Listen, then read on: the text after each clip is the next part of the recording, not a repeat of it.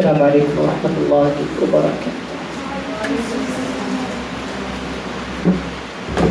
بسم الله والصلاة والسلام على رسول الله وبعد.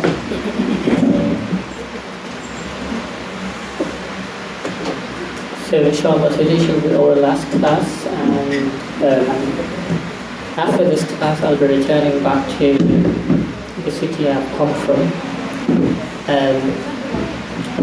So inshallah we shall be finishing this book, Etiquette today.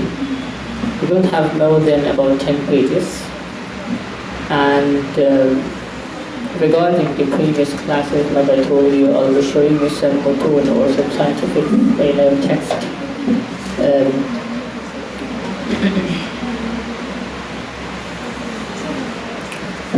Mutun طالب العلم. The meaning of mutun طالب العلم is matan or mutun is the scientific text, or the short guidelines of every subject, you can say. So it's like text that gives you an idea or an insight about the topic or the subject you're taking. Over here, this is by Sheikh Abdus Salam, who happens to be the Imam and Khatib of Masjid al-Nabawi. He did not become famous for his recitation, he became famous for these books and the explanation of these books. And those who have good understanding of Arabic, not good in the sense the best or the highest level, but those who can do communication Fusha or understand Fusha, even to a little bit of extent, like broken Fusha, I suggest you to go and listen to the explanation of Sheikh Abdus Salam himself about these mutun. The recordings are there, and annually Sheikh does the explanation. I don't know if he does it completely, but I've come across some of the explanations of Sheikh. Anyway, the recordings are there. Now, are these all scientific explanations by Sheikh? No. He decided to combine a lot of the scientific explanations or scientific texts in books, like Al-Mustawa al-Tamiri is beginning.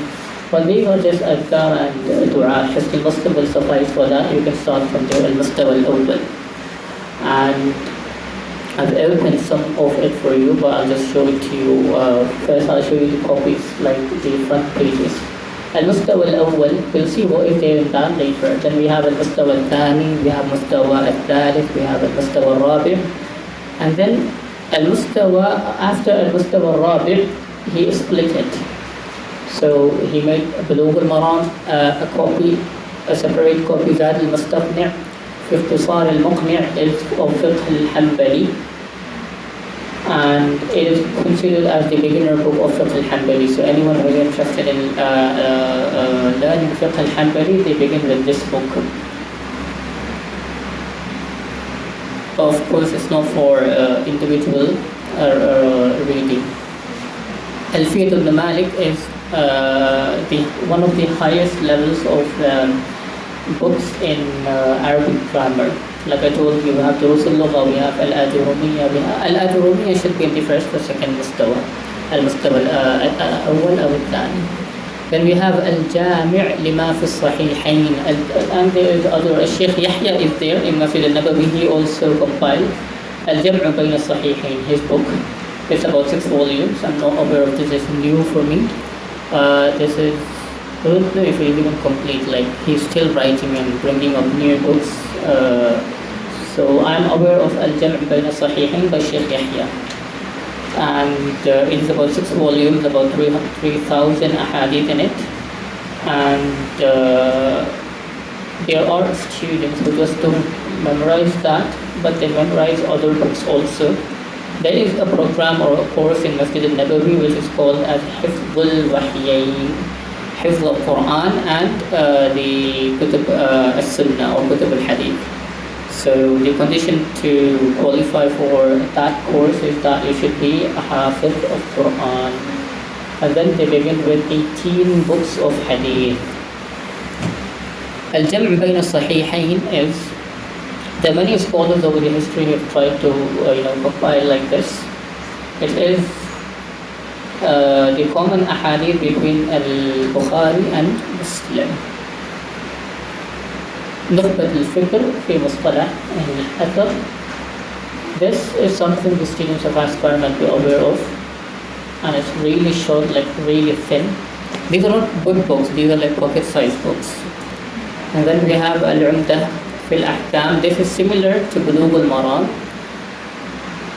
but the significance of this book, Al-Umdah or Umdah al-Ahkam, Al-Umdah fil Ahkam, Umdah al-Ahkam, there are many different names. But the significance is that all the ahadith in this book are from Bukhari and Muslim. You open Kitab al-Tahara, Bukhari and Muslim. You open Kitab al-Salah, all the chapters which are there in Bulugh al-Maram, the same chapters are there in this book, but it is only from Bukhari and Muslim. Al-Jazariya is of Tajweed. Of course, that cannot be understood on your own. We need to sit with a Sheikh and study that, and if memorized also, it's about 150 or some lines. I'll open and show how it is inside. كشف الشبهات, ألفية العراقي is also مصطلح الحديث. It's about 1,000 lines also. Lines in the sense it's poetry, in the form of poetry or couplets. So this is المستوى الأول. C. المستوى التمهيدي أذكار آداب. المستوى الأول الأصول الثلاثة، القواعد الأربع، نواقض الإسلام، and الأربعون النووية. المستوى الثاني we have تحفة الأطفال. It is one of the shortest books of tajweed which can be memorized by everyone because it's about 60 lines or something. Lines in the sense it's poetry. We have منظومة البيتونية in المستوى الثالث, and it is about مصطلح الحديث also, and it is about 34 lines. 34, yes. منظومة أبي إسحاق الألبيري. أبي إسحاق الألبيري is something I suggest every student to try to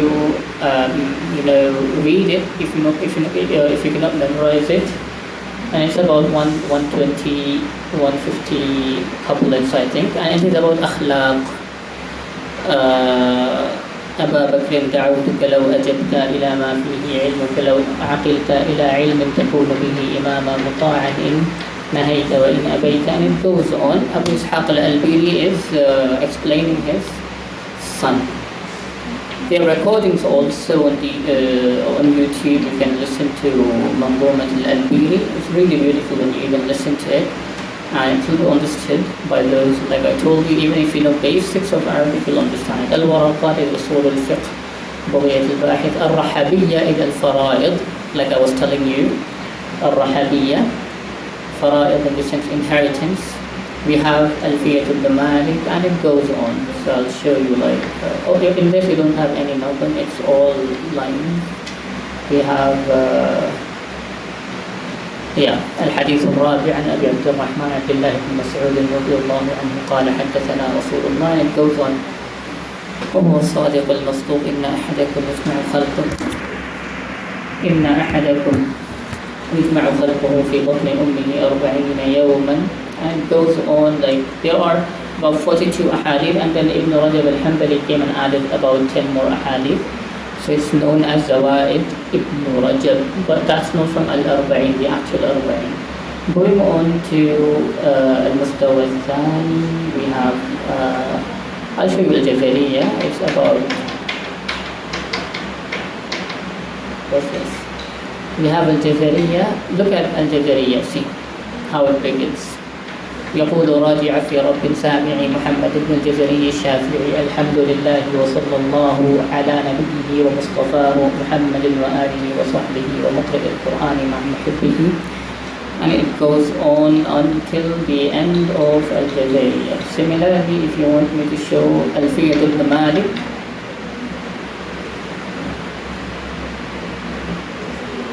I recited some of the couplets in the beginning in one of my classes over here. See, قال محمد هو ابن مالك أحمد رب الله خير مالك مصليا على الرسول المصطفى وآله المستكملين الشرفة. This is not the version I memorized because some of the wordings are different based on the versions. So this is not the book I was dependent on when I was memorizing. So for me, when I recite, I'll say مصليا على النبي المصطفى وآله المستكملين الشرفة. I'll not say محمد مصليا على الرسول المصطفى. It depends on the research of the scholar who compiled that book. What version he came with, but the meaning is same. Yeah, the meaning is same. It's not going to be different. But anyways, this is, see, I told you it has about 1,002 lines, not lines, couplets. Are there students who memorize it? Yes. This is software to Zubair. This is in Fiqh al-Shafi'i. This is the one which I depended on because I began my Fiqh al-Muqarin with Fiqh al-Shafi'i. I did not begin with Hanbali. Hanbali was in the end. So we began with Fiqh al-Shafi'i, then Hanafi, then Maliki, then Hanbali. So Zad al-Mustaqni is the book I read towards the end. See, even this is in the form of poetry. الحمد لله ذي الجلال وشارع الحوار والحلال ثم صلاة الله مع سلام على النبي المصطفى التهامي محمد الهادي من الضلال وأفضل الصحب وخير آله, and goes on till the end. So these are called mutun. We have a little bit of change in the air or in the, just to give you a joke. One of my friends, when he was joining the same university from where I graduated, the condition was that we should be aware of this book, Safwat al-Zubair. So that friend of mine from Cameroon, he went to one of his scholars in his country and said, Sheikh, which book is it? Because that was a new book for him, Safwat al-Zubair. So the Sheikh said, what are the books that they are telling you to be aware of, or you should be memorizing it before you come to the university? So I started saying Alfiyat ibn Malik. Sheikh said that is an Arabic grammar. He said Al-Arba'in Nawawiyya. Sheikh said that ibn Hadith. And it goes on until he came to the Sheikh and he said, Sheikh, what about Safwat al-Zubair? In which is it? Sheikh said, this is in tafsir. The reason is, there is a tafsir called Zubdat al-Tafsir. So Safwat al-Zubair and Zubdat al-Tafsir are two different books. He said Safwat al-Zubair, the Sheikh said it is in tafsir. Half knowledge is dangerous. So when you talk about something, you should be clear that you are 100% confident about that. Otherwise, don't say it. Like Imam Malik, rahimahullah ta'ala, how many times did he say La adri, even though he could have answered that? Even if there is a percentage or a minute doubt that there is going to be any confusion or any misunderstanding, just stay quiet. Don't become the reason for any issues that will be raised about Islam. Yeah, that's all. To begin with the book today, chapter number 6, which is the second last chapter of the book. Adorn yourself with the implementation of knowledge. Of course, there is a scale to know. There is a scale to know if the language you have learned is beneficial. And that scale is, I don't think this is going to come over there because this is really short. Or is it the same wire? I'm afraid. Yeah. There is a scale for you to know if the knowledge is beneficial. We should have two things. The first thing is, when the knowledge is beneficial, we're going to see the effect in your actions.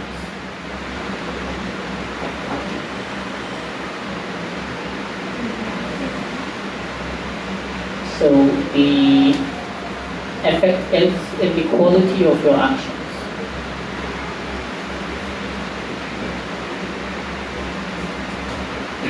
The quality of your action, your salah has improved, the way you do zakat has improved, or anything you do, it should improve. The second one is the quantity.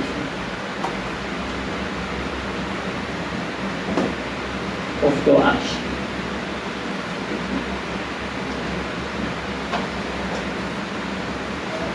The quantity of your action also should improve. When you gain knowledge, you implement it. When you gain anything about Salatul Duha or something, you should start implementing it. أحب الأعمال إلى الله أدومها وإن قل بذكر حديث رسول الله صلى الله عليه وسلم.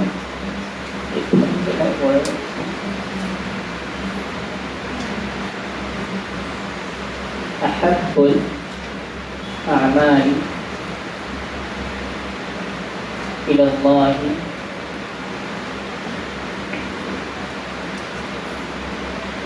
أدومها وإن قل.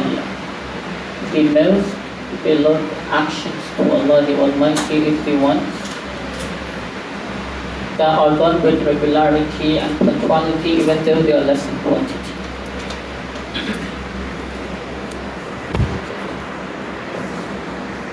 So the quality and the quantity of your actions should improve. That is beneficial knowledge. And it is with regards to divine knowledge of Quran and Hadith. I'm not talking about the other sciences over here. أحب الأعمال إلى الله أدومها وإن قل. Anyone knows the second name of Salat al-Duha?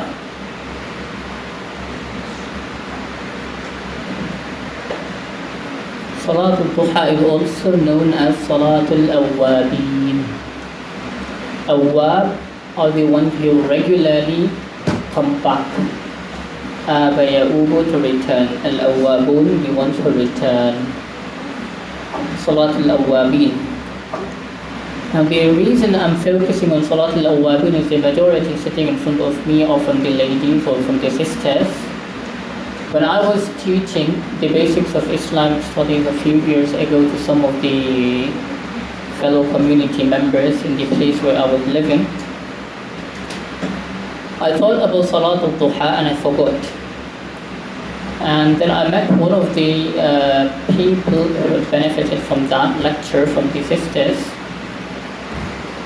who reminded me that, she never knew what Salat al-Duha was. And after I had told them the explanation and the significance of Salat al-Duha, she's never left it. I thought I forgot, and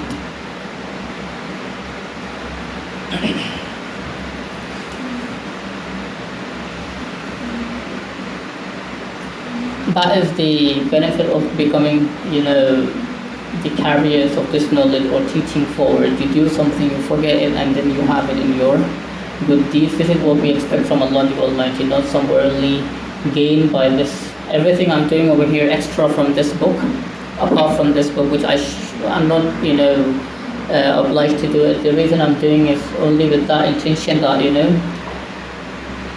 will help us in the presence of Allah the Almighty. Imam Ibn Qayyim rahimahullah, one of the greatest scholars to benefit this ummah, it is said about him that he used to make a dua, Ya Rabb, if you account me on the day of judgment, account me from behind a curtain, so that the people who benefited from me should not see that the person who was guiding them is being punished. So what is the use of that person, or have we followed the right knowledge or right message? That was Imam Ibn Qayyim rahimahullah ta'ala making dua to Allah the Almighty, if you were to account me behind a curtain, far from the sight of the people who benefited from me. The charity, arms is charity. The charity of knowledge is spreading the knowledge and benefiting others with this knowledge. There are many other things, but I guess you've understood this.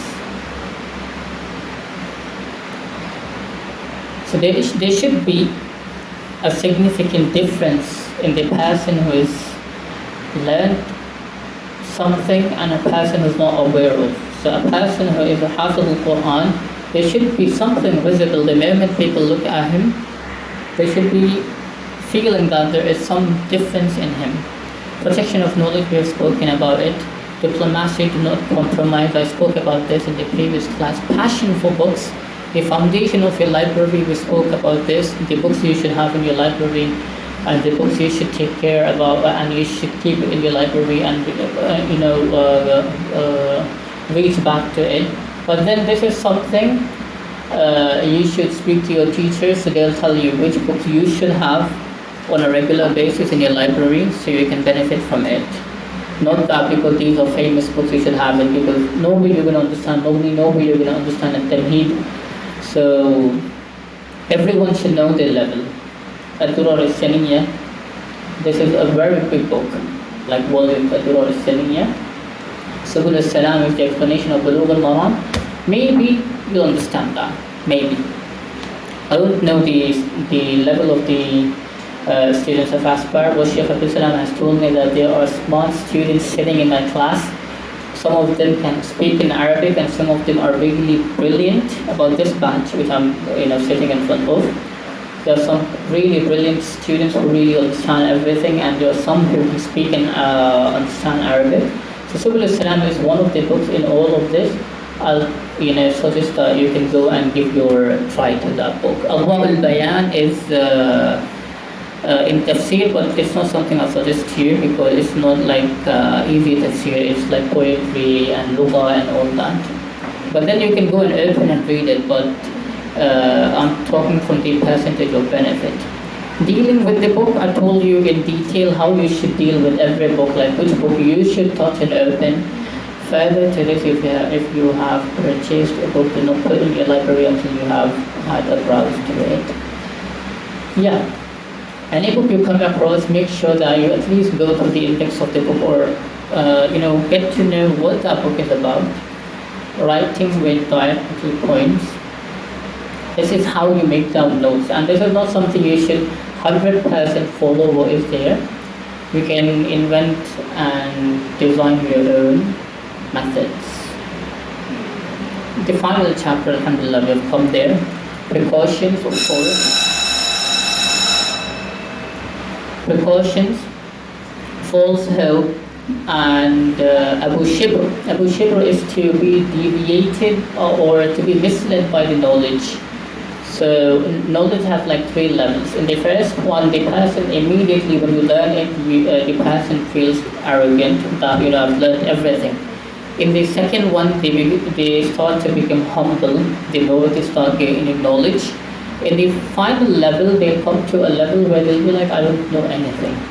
That's the reason when you come across senior scholars, they say, I'm nothing, there's nothing I've done, they've come to this third level. False hope, yeah, I told you the hadith, those who learn knowledge to fight or argue or to attract people towards them, what's going to happen to them. And the intentions you have behind gaining that knowledge. Becoming manifest, becoming qualified. This is something that is being repeated from the beginning. Merely putting pen to paper, we've spoken about that revision. Your stance on the mistakes of those who preceded you. I told you how you should deal with the mistakes. I gave you detailed explanations. The people, branding each other names and getting into fights. There's no gain behind it. See, I'll give you some controversial explanations over here. Controversial in the sense these are some controversial issues. Not that I'm going to get into some controversy over here, but this is something people should understand it. The 2 groups, right? We have Muslims and we have disbelievers. I'm not going to call it kafir or something because they get angry with that word.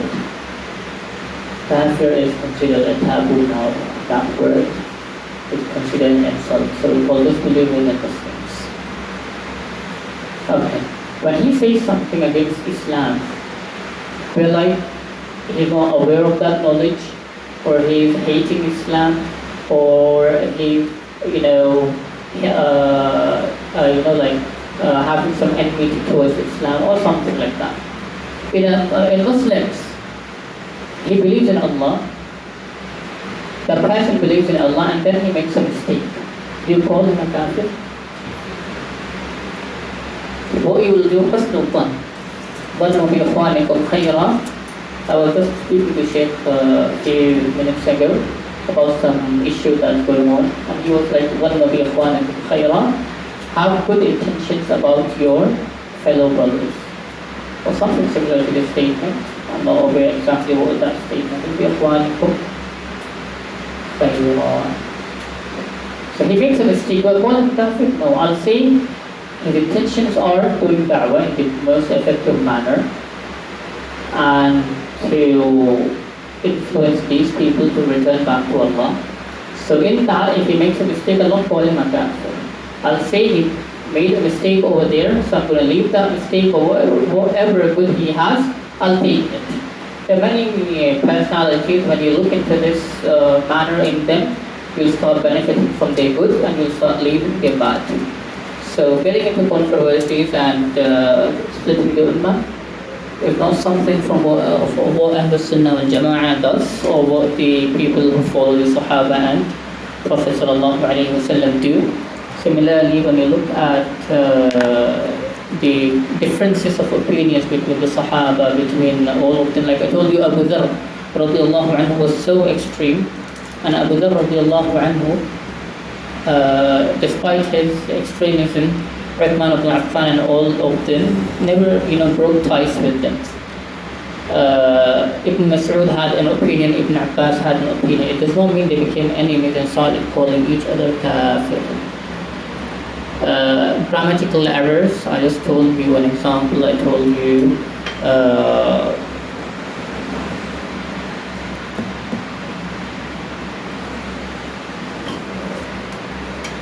I don't remember exactly what it is, but it is something similar to this. Himar. What does himar mean? Donkey. I'll put a dot over there. What does it become? Himar. And what is himar?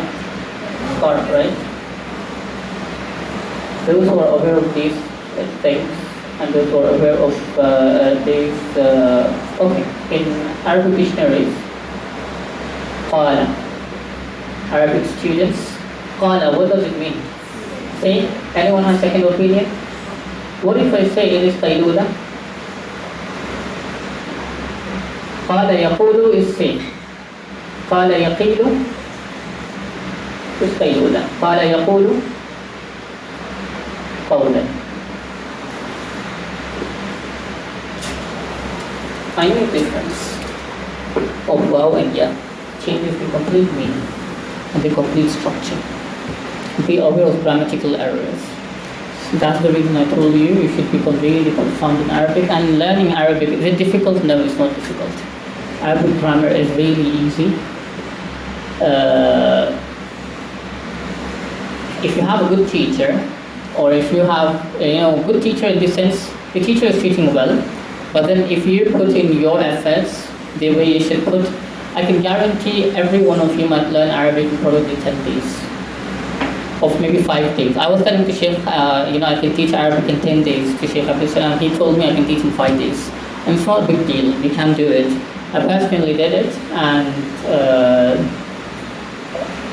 we teach in less duration. Does it mean the students are going to grasp it? Yeah, the students will grasp it, but the condition, the homework and the assignments and the efforts you should put in is going to be double and triple of the normal efforts you're going to put in. Is Arabic easy? Personally, knowing about 5 to 6 languages, I'll say that the easiest language for me was Arabic. The easiest language for me was Arabic, because Arabic has no rule which is unwritten. Every rule of Arabic is written. You follow that, you're going to start speaking, understanding, and writing and reading Arabic. The English, ginger, is it with G? Then gun is not John. Why? In Arabic, you'll not come across these cases. The rules are written, it will be followed. Israeliyat. Israeliyat are the stories of Banu Israel. لا نصدق ولا نكذب. Neither will agree with it and say that they are true, neither will reject it. We are neutral about it. We're not going to say it's true, it's wrong. the mother of Musa alayhi salatu wasalam, her name is written. Now, I'm not going to say that is true. I'm not going to say that is wrong. Is it going to affect me in my belief in Islam? No. Be aware of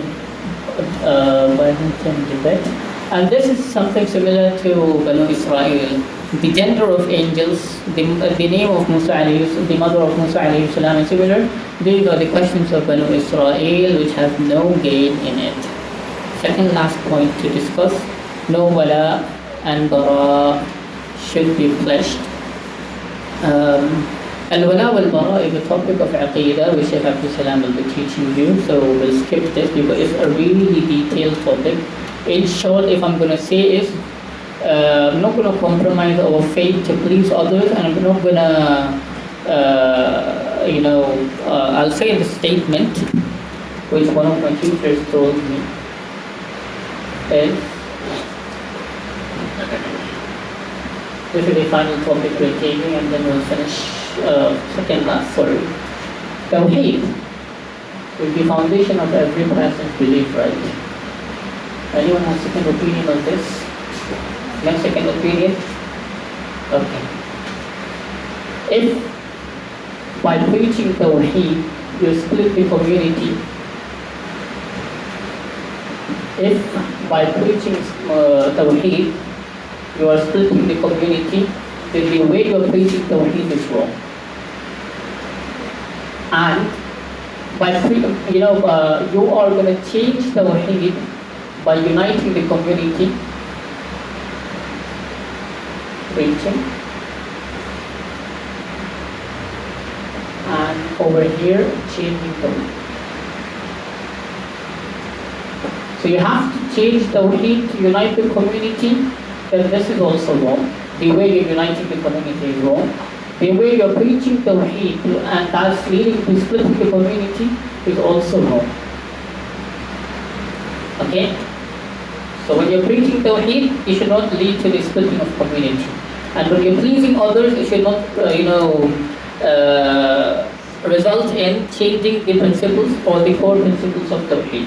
So both ways should be kept in mind when preaching. That's a short explanation of what al-wala wal-bara means, and then it's a lot of detail. It's related to aqidah, so we'll leave it for our Sheikh Abdus Salam hafidhahullah ta'ala. The last point to discuss with, inshallah, is what are the things that nullify this hilya? Hilya is jewelry or adornment. Like I told you, hilya to talib al-ilm.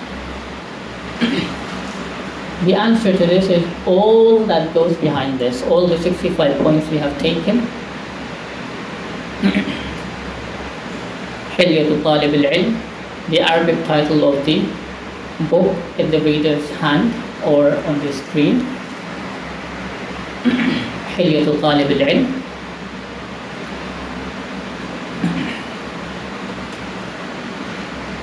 With this we have come to the end of this book. And I'll try to give you a short explanation in probably 4 lectures. And I went into detail because my only intention to go in that detail to present extra stuff was to give you a clear idea of the real spirit of Islam and the sacrifices that our scholars have been making, that Islam has come to us over here. And all these akhlaq and good manners are not just for the knowledge over here, but it is for you to implement it in your life, in every single action, thought, and time you spend in this life. Jazakumullahu khairan. With this we have come to the end of this book, Hilyatu Talib al-Ilm, the explanation in 4 days. And if anyone has anything to say, any suggestion or anything you want to tell me, because today I'm going to return back, you can say that. And I think the students sitting in this class are from batch 1 and 2. Or we have third batch also. We have the only batch 1 and 2 as per our College of Excellence, Bangalore. Years 2023 or 24. Alright. I'll keep that in mind. I'll write it down in my diary that this explanation was taken for these batches, inshallah. If you have anything to say or add or question, feel free to do it. When we're talking about the implementation of these knowledge, this is something I tried on my efforts very recently in the guidance of Shaykh Abdus Salam actually. آثار اتباع السنة النبوية على النفس البشرية. The effect of implementing prophetic hadith or the ahadith of Rasulullah on human psychology, and this was the thesis of my graduation. While writing this, I got really more clarity about the topic we have been taking today, about implementing it in everyday life, etc.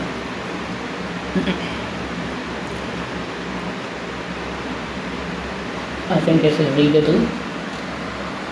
We study aim to link the sources of Sharia with the theories and facts that were discovered in order to understand Islam, that Islam has a close relationship with the people's daily life, and it's not just acts of worship performed in places of worship only and has no impact on people's life. Its importance lies in that it shows the correct concept of Islam and a correct approach to life. And it goes on.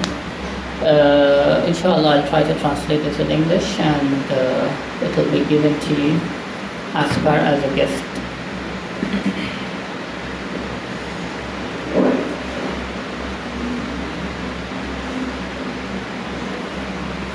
I've done my job. If you have anything you want to add, then you can do it. Or any questions you want to ask.